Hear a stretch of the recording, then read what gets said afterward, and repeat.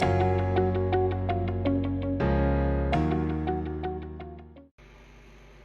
guys, it's Liz here. In today's video, I'm talking all about the anxious attachment style. Anxious attachment is one of 3 insecure attachment styles. Developing an anxious attachment style is typically a result of feeling or actually being abandoned between infancy and 7 years old. It can also be a result of trauma or learned behavior during a child's formative years. To quote Annie Chen from her book, The Attachment Theory Workbook, "Perhaps when you were a child, you were put in an unfair position to help a parent feel better when they were having a hard time. Of course you complied at the time, because that's what we do when our survival is dependent on the well-being of someone else. We pitch in. But developmentally, when you are asked to do this before you have the resources to take care of yourself, you're doing it out of a sense of survival anxiety, which can be built into your blueprint of what's needed to get love from someone." For those that have developed an anxious attachment style, love was an inconsistent experience as a child. They couldn't rely on love being there when they needed it. The biggest fear for people with anxious attachment is abandonment, and their sense of safety and trust in others is paramount. People with anxious attachment style tend to contradict themselves. They're desperate to connect and have a tendency to overgive of themselves while also being critical and demanding of the person they want to connect with. More than anything, they want to attach to someone in hopes that they'll provide a sense of safety and security while also believing, either consciously or subconsciously, that the people closest to them can't be relied on and will eventually disappoint them. It can work out to be a self-fulfilling prophecy when their own negative behavior and responses result in pushing the other person away. Some common anxiety attachment traits are sensitive to what they perceive as abandonment, can be obsessive about their relationships, fear of rejection, can be pessimistic and quick to feel hopeless, driven by the desire to connect. They like the idea of being attached to someone, particularly a romantic partner. Fantasize of a romantic partner that just, quote unquote, gets them, but is quick to lose interest if that partner isn't attentive enough in the eyes of the anxiously attached, or they don't get them. Overfocus on other people, always putting the other person's needs and wants first. Have a conscious or subconscious belief that the people they love can't be depended on. It's familiar to them to play rescuer and overperform in their relationships. Can be over-demanding and appear to be impossible to satisfy.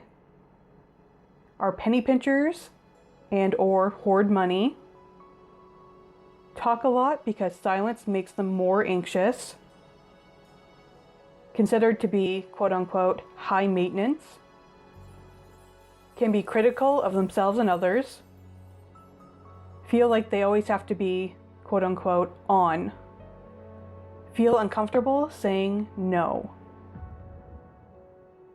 Some common triggers are feeling like their partner is pulling away from them, being negatively judged by others, specifically those closest to them, being embarrassed, having their feelings hurt, feeling betrayed, feeling rejected/disapproved of, feeling ashamed about something they couldn't help or change, others being mad at them, inconsistency, frustration, others expressing their insecure attachment style behaviors.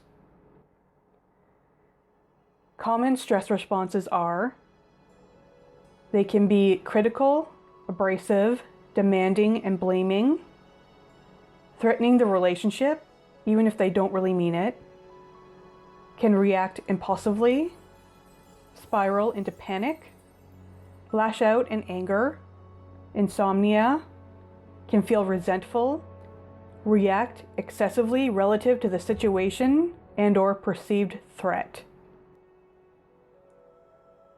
Again, to quote Annie Chen, people with anxious attachment tend to project their upset when triggered, frustrated, or hurt. This communication often comes out in a blaming, demanding, or angry way, but with a hope that others will pick up on the underlying needs and meet them.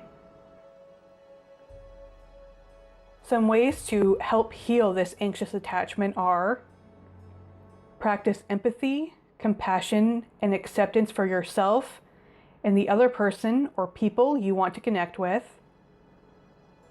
Cognitive reappraisal, thinking about a situation in an adaptive way rather than one that is likely to increase negative emotions. Learn healthy and clear communication skills. These include encourage effective collaboration, as in joint decisions and projects.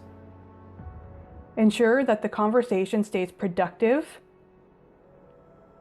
Express and communicate your feelings and needs in an intentional and mutually beneficial way.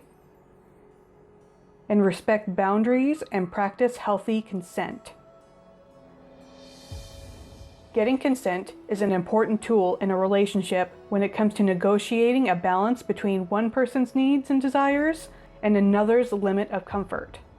Practicing healthy consent ensures that you're talking about both sides of the dialogue. When triggered and feelings of insecurity and threat make communication difficult, it can be helpful to find ways of soothing those feelings and calming your body down when it's in a state of distress. Here are some suggestions. Pet/play with an animal. Gently stretch your muscles. Something like yoga. Pause and take a couple deep breaths. Repeat a mantra or affirmation. Sip a cup of herbal tea. Aromatherapy. Use scents such as lavender, vanilla, and bergamot. Step outside for a breath of fresh air.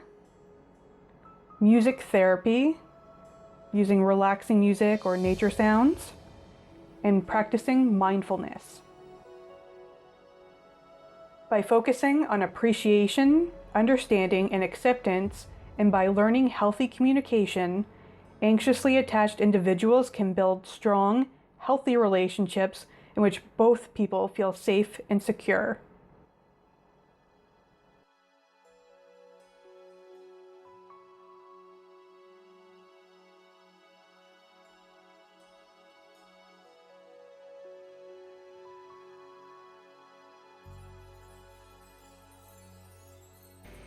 So that's all I have for you for today. I hope you found it helpful, and I will see you next time.